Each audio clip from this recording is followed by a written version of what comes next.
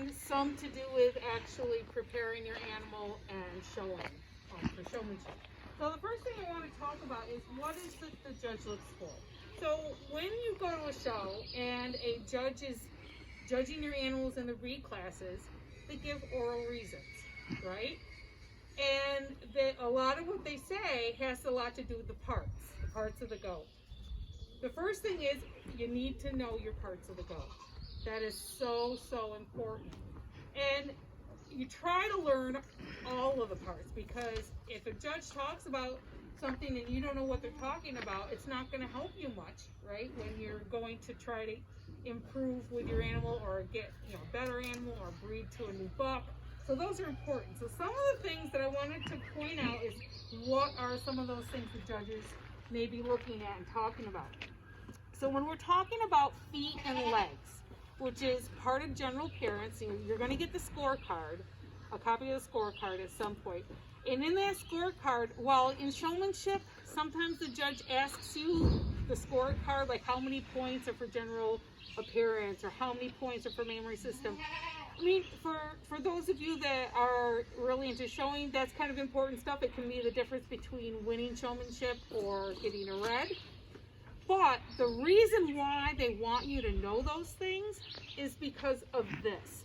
Because you need to be able to evaluate your animal, you need to be able to evaluate somebody else's animal, and you need to understand what the judge is telling you. So here's an example when we're talking about feet and legs, which is part of general appearance. Looking at these front legs, raise your hand and tell me if you think the correct set for the front legs would be A or B or C.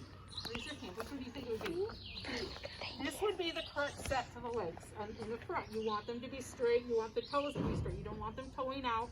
You definitely don't want their legs bowing out. Okay? In the rear, we've got A, B, C. Somebody different. What do you think? You think A is the correct one? Anybody, what do you think? It's B. Okay? Now I'm going to tell you a little bit about A, B, and C here, because some of it could be because of their genetics and their structure, which is what the judge would be judging them on. Some of it could be actually something that you've done that might actually make their animal not look as good. So in the case of A, we'll look at A. This is close at the hocks.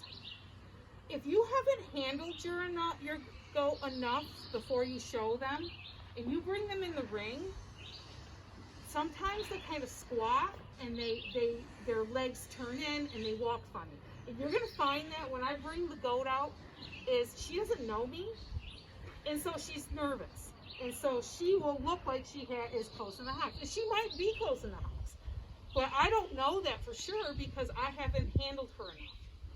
If you have an animal that you know is close in the hocks, then you have to work to try to set them a little bit wider. But you don't want to make it look awkward and be too wide. Ball legs in the rear. This can be a fault, is something that's wrong with them. But can anybody tell me, and I don't know if any of you know this, what is something that you might have allowed to happen that could cause your animal to do this in the show ring?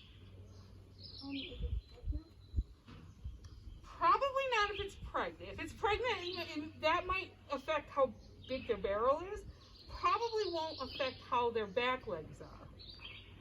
If you have a milker and you let her get too much milk in her udder, sometimes it'll make it so the udder is too big for her to walk around. So then you'll see her kind of doing this and kind of walking around that udder. Okay? So that is something to keep an eye on.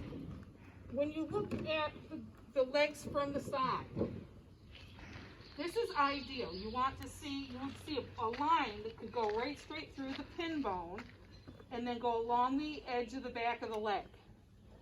That is what you would want to see. It's an ideal angle to the hock. This is how you also should set up your hind legs on your animals. You want to make sure that that leg from here to here is straight.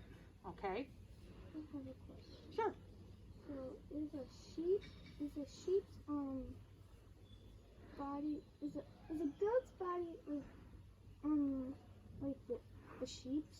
All right, in the sense of the legs, yes. We want to see the same strength of rear legs. You want to see the same angle on those hocks. We want to see them wide, just like you do with a sheep. There will be some differences, and keep asking me so that I don't forget to cover some of those as we go through some other things. Here is sickle hock, where the front or the back legs are kind of camped forward a little bit, and you're not seeing that straightness here. That can be also because you didn't set your animal up very well. So that's, again, practicing with your animals.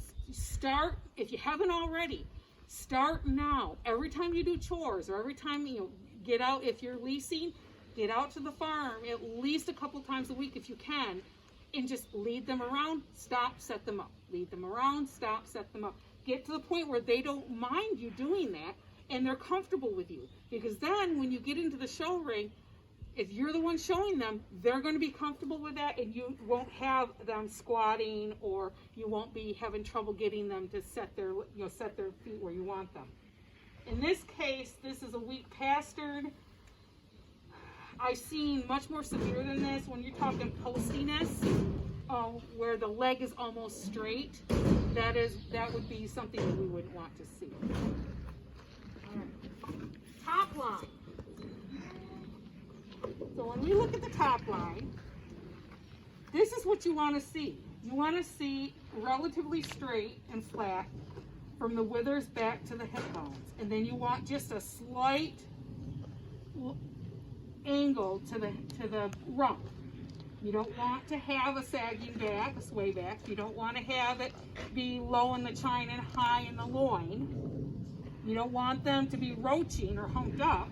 And you do want a little bit of a chine here, but you don't want it to be deep like that. You want to have a straight back. Now, again, with the roaching at the back, there's 3 times when you might have a goat that actually has a better top line, but is roaching her back when you're showing her, that could affect her placement. One is, again, if her udder is too full of milk, okay? That could actually make her uncomfortable, and she'll arch her back a little bit.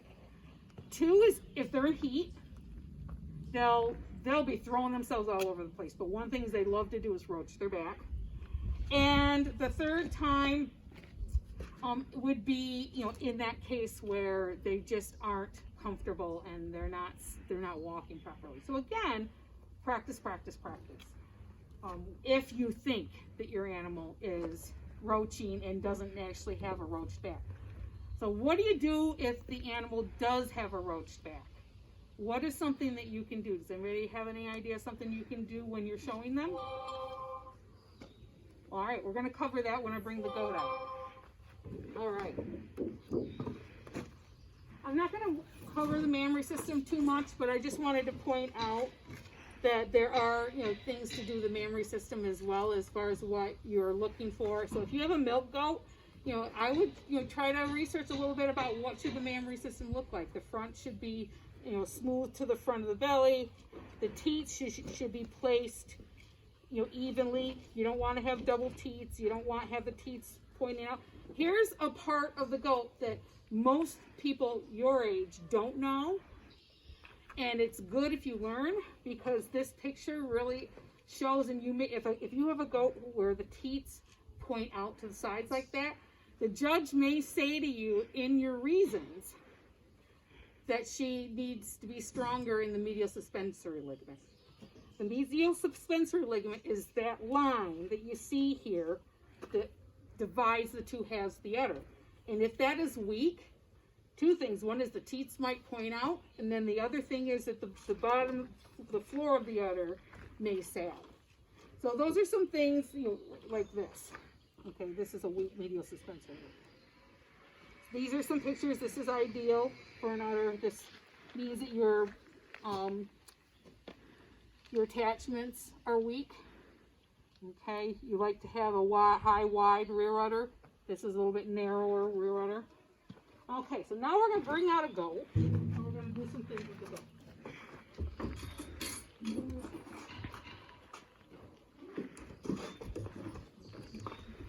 All right, I want to talk a little bit about fitting. The fitting is mostly entirely different. And I don't really know that I'm going to have time to talk too much about the fitting of the sheep, other than the fact that there are some areas where we clean sheep that we also clean the goat. So if we're talking about cleanliness, in both sheep and goats, you want your muzzle clean, you want the nostrils clean. You don't want any dust in there, you don't want any grain in there.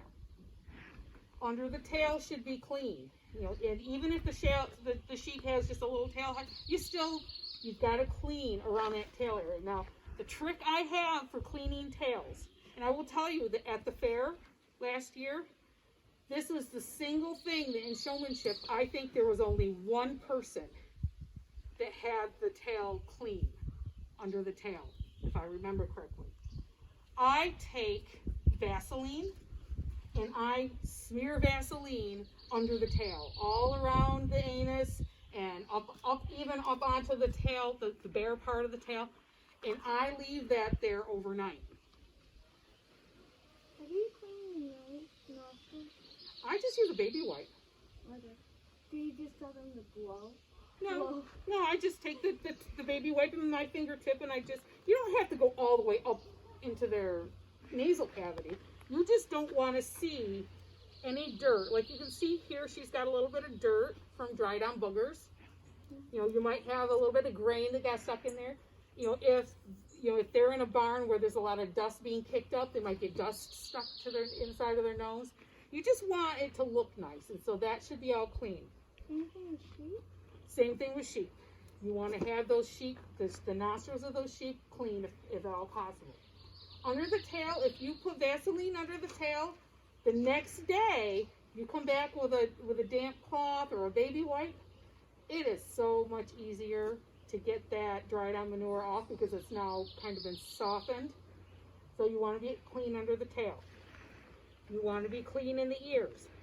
Now, in the case of La Manchas, do any of you show La Manchas?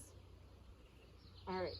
La Manchas, I actually had a judge, which I don't think this is right, and I don't think that anyone should do this.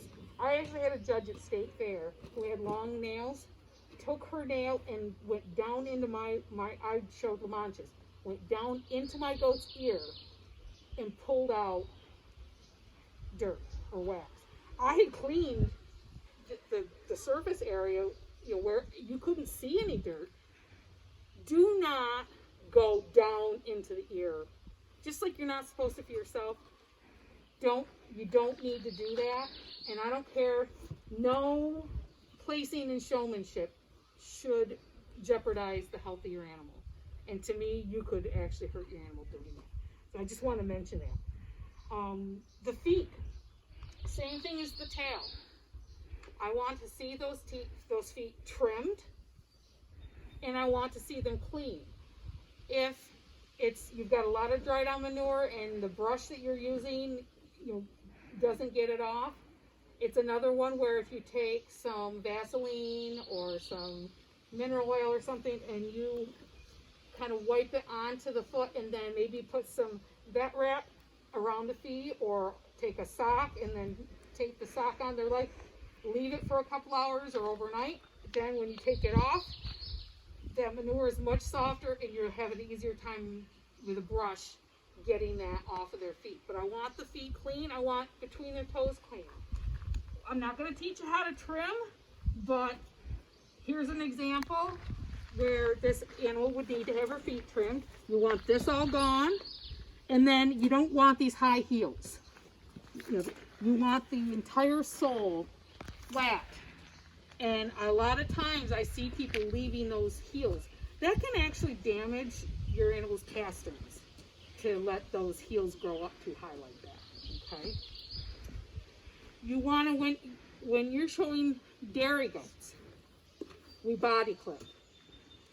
My suggestion is I actually would clip now and get all, especially if I had a goat that had like this, like the woolly undercoat.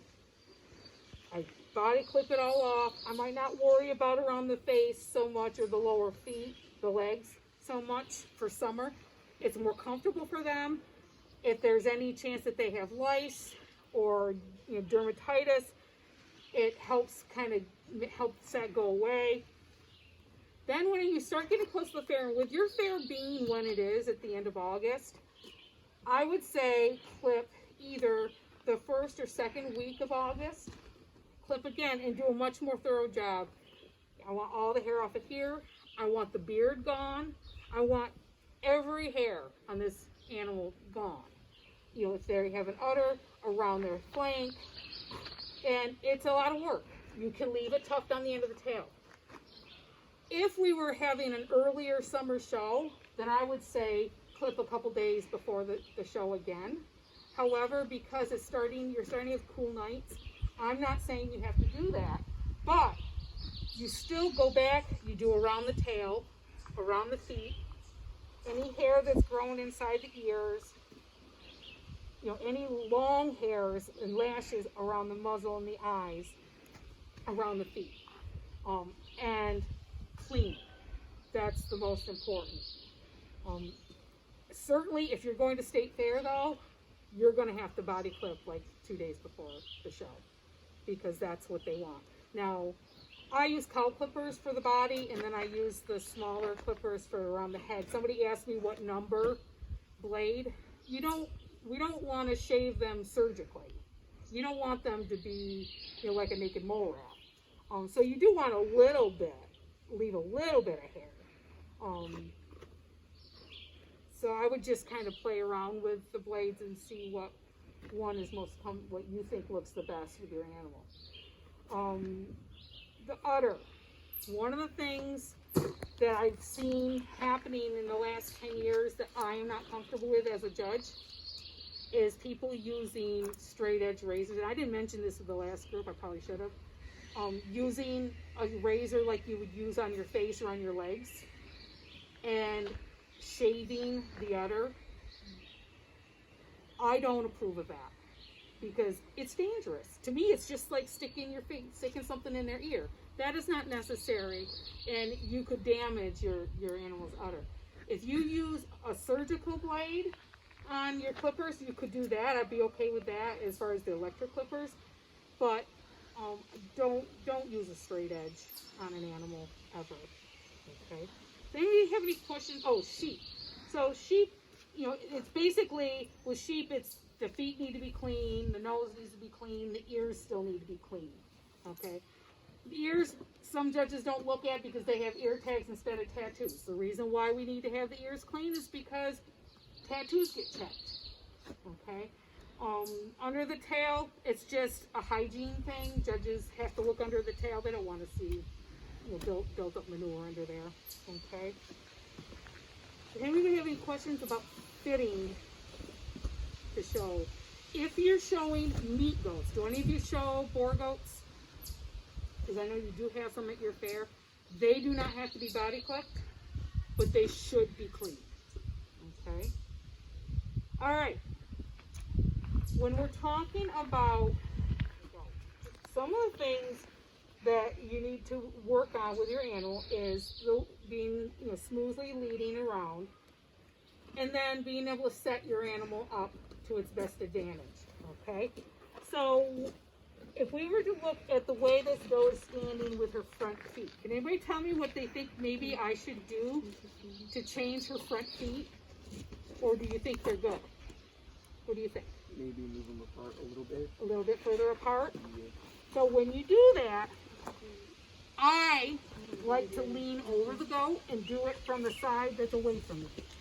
And the reason why is because that way I can kind of look around still and see where the judge is, see what's going on. If I do it from this side, I'm having to get into an awkward position. Okay, so you do it from the other side. Now, that is good. That is too much. Okay, you want those legs to be as straight as possible. So I would put her feet right there like that. Now, setting the back feet. It's going to be a little different depending on your animal. It depends on the quality of their hind legs. It depends on if they're in milk or not. And in the case of this doe, she's not in milk, and she does tend to be a little bit sickle in the hock. So I might set her with her legs back a little, have to set her with her legs back a little further. And you notice she doesn't like me touching them? Don't touch from the bottom. Touch from up here, okay?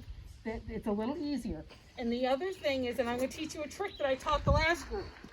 If you have an animal that isn't letting you touch their hind legs, and incidentally, her back legs are as good as they could get for her. Okay, right now she's standing good. So so if you want to go around and see what she looks like from the side.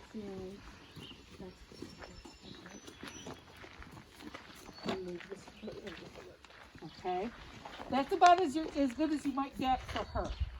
Now, let's say she doesn't want to stand like that and you're having a hard time with her. So I'm just going to move her a little bit here. All right, so I like to take the tips of my fingers and I place them, and if you guys want to come over here for a minute so you can see what I'm doing. Let's say I want to move that leg back, okay? I take my fingers and I put them right between the point of her shoulder and her chest, and I push. And she will move that back leg, okay? If I want this leg to move, then I push from the other side. Okay? It's something to practice. It works best if you have an animal that has a good set to the rear legs, which gets into how to pick your showmanship animal. You want to have a showmanship animal that is easy for you to show. Now, obviously, if you're leasing, you might not have any control over that. But let's say you have 5 goats that are your goats. Practice with each of them. Look at them. This is where knowing their conformation and how their legs should look comes in handy. If you have an animal that stands pretty straight in the back, that would be a good one to try to train to show, because anything that's going to make your job easier is going to make you do better. It's going to make you show your animal to its best ability, and it's going to make you look good. Now, some of the other things that you can do is to help make your animal look better. If this animal here, it has a really low chine, you can tickle the chine a little bit and it'll bring it up. If she has a really high loin, then you can kind of do this to make the loin go down. She doesn't like it. It's something that would have to be practiced with her. I need to mention though, you only do this to your goat if you need to bring the loin down. And should you do it when the judge is staring at you? Why not? Why do you think we wouldn't do it when the judge is looking?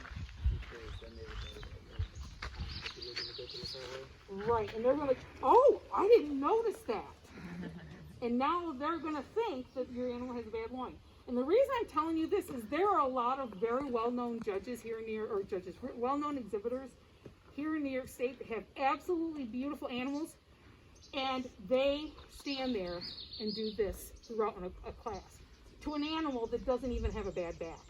It's a nervous habit, okay? Don't want to do that. So whatever it is, if there is something that you need to fix on your animal, you've got to practice that ahead of time. You've got to figure that out. You know, in her case, I probably would practice bringing that chine up a little bit, because she does, when she stands, she does seem to want to kind of relax that chine a little bit, okay? If a judge says to you in showmanship, and I don't do this unless it's a last resort, like if I have a couple of exhibitors that have pretty much equaled each other out and I've got to pick between one or the other, I might do this, but normally I don't do this. But a lot of judges do this right off the bat, which is say to you, find a place in the ring and set your animal up so that I as the judge see what you want me to see. Okay? Or they might just say, pick a spot in the ring and set your animal up. And that may be all they say. The reason they say that is they want to see if you know what are your animal's weaknesses, what are your animal's strengths, and what are you going to play to. So in the case of this animal, I might be more inclined to stand her facing the judge. because out of all of her traits, I think that she actually has a pretty decent set to the front legs. She's wide enough for her body in comparison to some of her other traits. What I wouldn't want is for him to see, you know, how she sickle a little bit in the back. I wouldn't want him to see her slightly steep rump. So then I would set her up that way. If you have an animal that has a really nice straight top line, then you want to set the animal up so that the judge is looking at the top line. Any questions about that? That's the part of the showing your animal to its best advantage. That a lot of people, it takes practice to figure that out. And sometimes you have to be critical of an animal that you really love and you think it's the best goat that you've ever had. Every goat has something that is their weakness. You know, even the National Show Best in Show, you can't tell me that there isn't something about that goat that was weaker than everything else she had. Okay, so you just have to figure out what is the weakest. It doesn't mean that she's a bad animal. It just means that she has some things that you maybe could improve. Okay, so now when we're talking about handling. Quick question, Bonnie. That trick to set up your goat, that also works for sheep as well, correct? That is actually, that is where I learned it. Is because I showed sheep as a 4-H'er and goats, and I had a ram that was about this long. Now, in a regular breed class or even in a group class, you're allowed to have somebody come in and set the hind legs for you, not in showmanship. And I was using my ram as my showmanship animal because he actually was the easiest of my sheep to handle. And so I was taught how to use those pressure points to set up the hind feet of the ram. And it actually is easier on sheep than it is on goats. But if you practice and practice, I got to the point my senior year of high school where all I had to do is touch my goat right here. And she did it because I practiced with her every time I did chores. And she learned how to, but I picked a goat that had good hind legs. You know, I was lucky that I had that option, okay?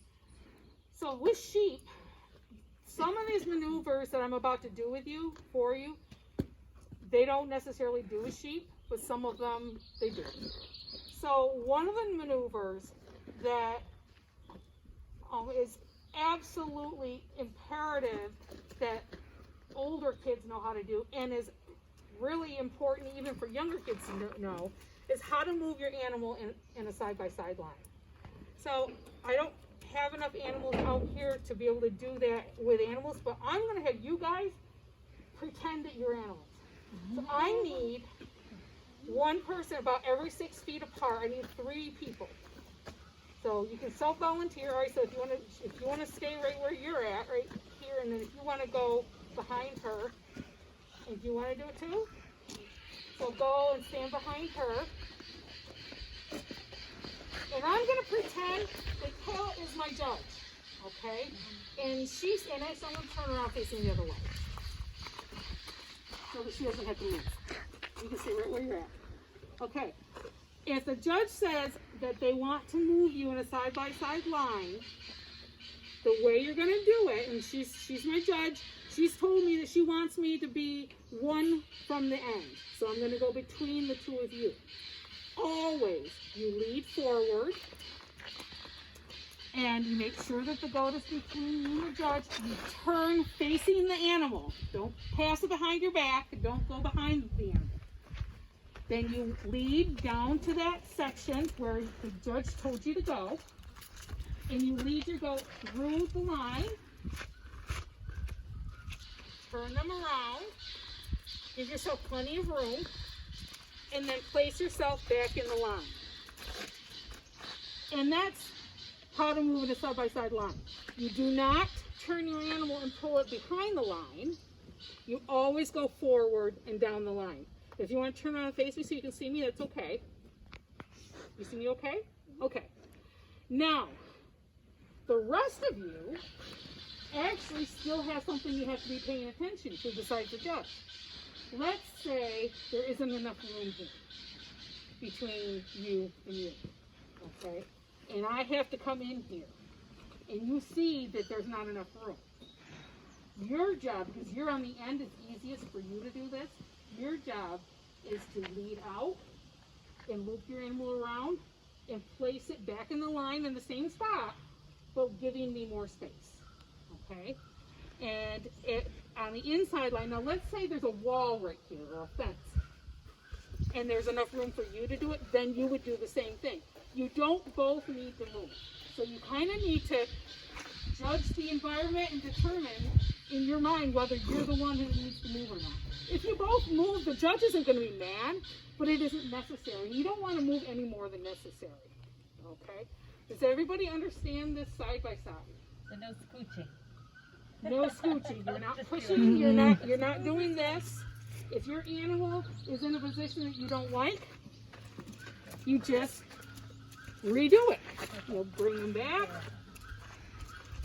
Give yourself lots of room down here, because you want to make your animal look comfortable and make it look the best that it can. You don't want it to look awkward. So that's the side by side. Head to tail is a little more tricky. And so we're going to do that one as well. If you're all goats, okay, and I say to you, I would like you to move down to the other end, okay?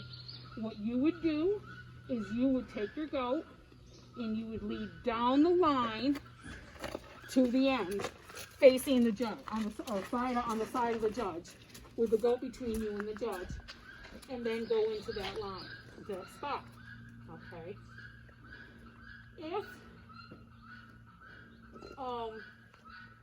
If the judge is sending you back, if you're in a higher position and they're sending you back,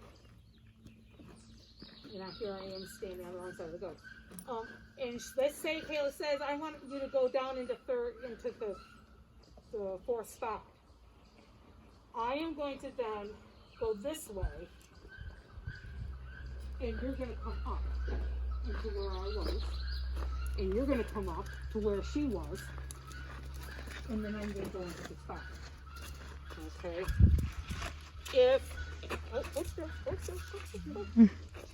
If she then says, oh, I'm wrong, I want to go one further.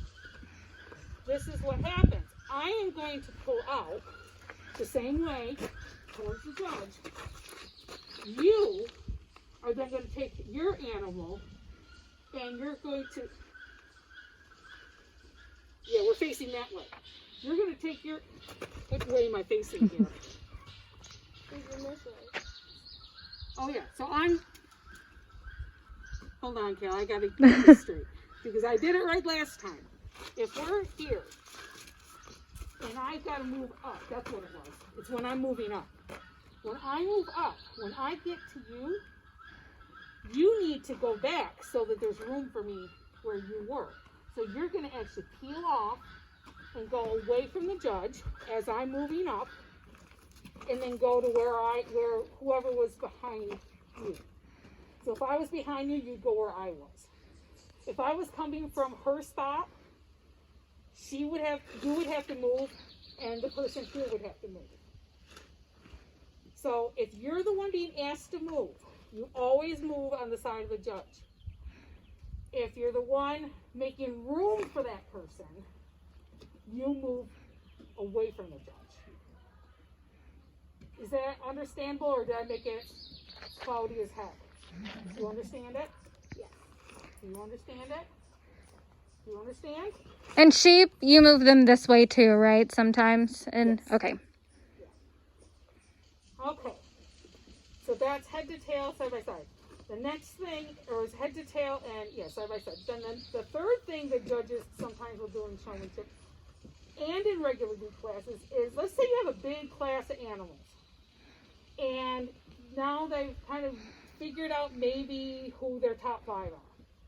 They may ask too that they aren't really sure which they like better to walk together. And the way that happens is they will tell 2 exhibitors to walk their animals side by side to and from. So let's say you're the judge and you're the other person I'm walking with. We would bring our animals together like this, side by side. So you come right here. Pretend you got an animal in your hand right here. Okay. and we're going to walk towards the judge. This is the one time that doesn't matter where the judge is, you keep these two animals together and the exhibitors are on the outside. So we walk slowly together towards the judge so the judge can see the front legs, and then we'll stop, and then we peel to the side. So you go that way and I go this way, and we turn the animals around and we bring them back together. So you want to make sure your animal is between you and me, like that, and you wait until they're both ready. You see, she's giving us a hard time, so you wait patiently. Nope, stay right where you are. And when I'm ready, then we go. And then we walk together, side by side, away from the judge until the judge says to stop. Okay? And then we put them back where we had them. The key to this one, and the thing I see a lot, is one will go without the other. You know, my animal wasn't acting right, so her animal just was doing great and she just kept walking. Don't do that. Wait for the other animal to be ready and then walk together and then walk back again. Okay. Any questions about that? I've actually done this with some goats that were really having a hard time with the collar. If you're doing showmanship and they have you switch animals, and your goat that you get is not being cooperative for you, sometimes I will still kind of have the collar, but I will take my hand and put it under the throat the way you do with sheep, and the other hand on the back of the head, and then try to lead that way. Pushing, and it's more about pushing with this hand than it is pulling with your other hand. Same thing with sheep. Now, if you can get your sheep trained to the point where you can lead your sheep just like this without even touching the back of the head, that's pretty cool too. But you have to be prepared to be able to stop it. You know, if the sheep starts to go, you got to be prepared to grab onto the back of that head. Okay, same thing with the goat. What else do we need to know?